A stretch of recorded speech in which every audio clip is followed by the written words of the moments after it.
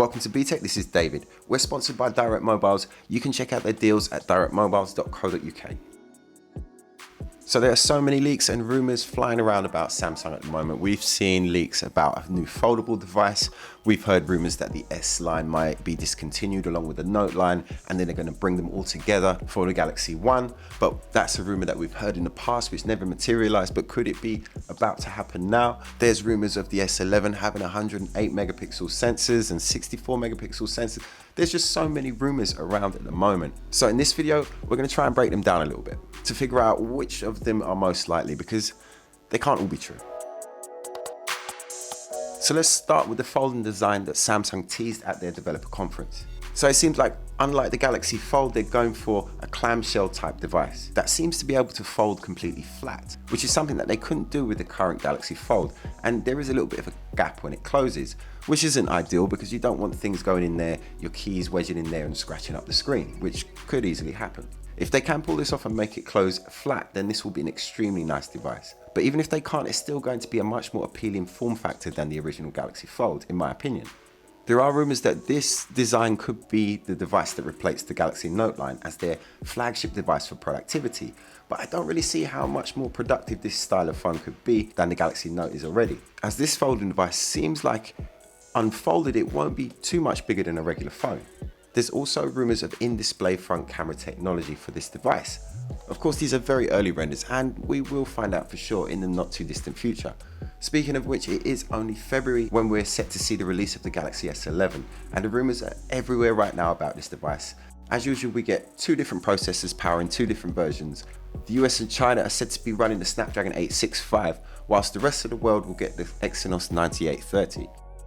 There have been leaked benchmark tests about the Snapdragon 865 and it does blow away everything at the moment. Some of the rumors are obviously conflicting. We're hearing that Samsung are going to keep a punch hole display for the S11, but it's going to be even smaller than the punch hole that is on the Galaxy Note 10. But we also have other reports that it's going to be using a type of 3D face unlock, which with the current level of technology at the moment does seem hard to see how they're going to fit that kind of technology inside a smaller hole punch than the screen on the Note 10.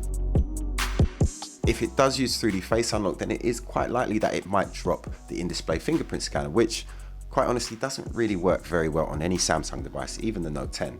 Although recently the next generation of in-display fingerprint scanner has started to find its way into some phones. Realme have released two phones with in-display fingerprint scanners that work really well. Not quite as fast as a regular fingerprint scanner, but not too far off. The Realme X2 Pro will unlock in about 0.32 of a second. So it's unclear whether Samsung will include a fingerprint scanner in the S11, but it may take some of the heat off Samsung's issues with the security with their fingerprint scanner and being dropped from the banking apps.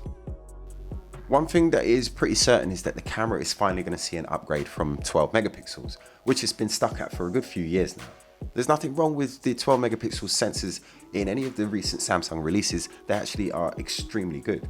But with almost all of the competition and a lot of the cheaper brands releasing cameras with 48 and now even 64 megapixel cameras, it seems like Samsung will start to follow this trend in 2020.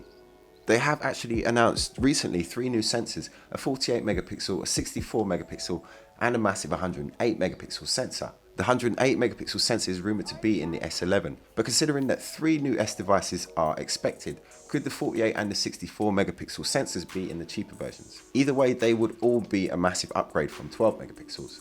The zoom range of the Galaxy S11 is also said to be a 5 times optical zoom.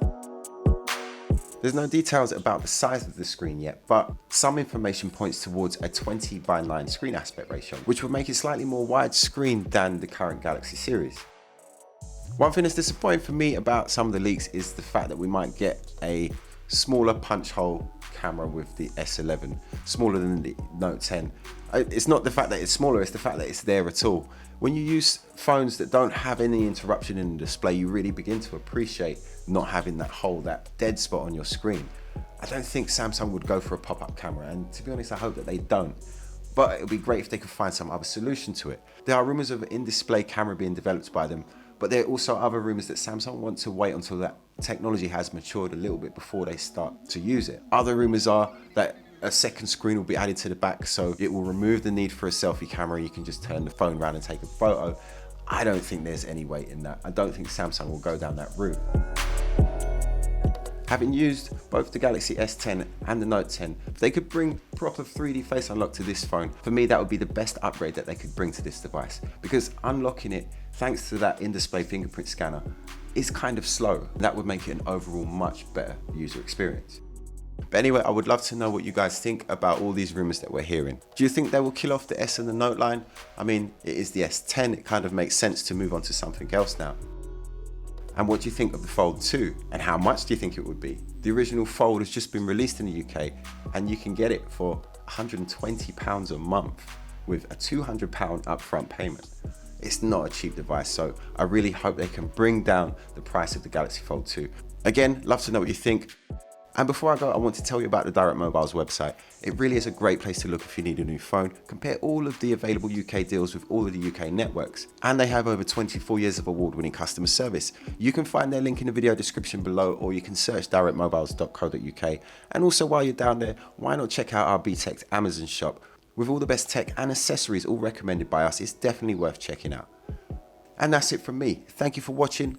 Make sure that you smash the like button, leave me a comment, and of course subscribe for more Btekt. Follow me on Facebook, Instagram and Twitter. It's @Btekt, and I'll see you in the next video. My name's David, this is Btekt.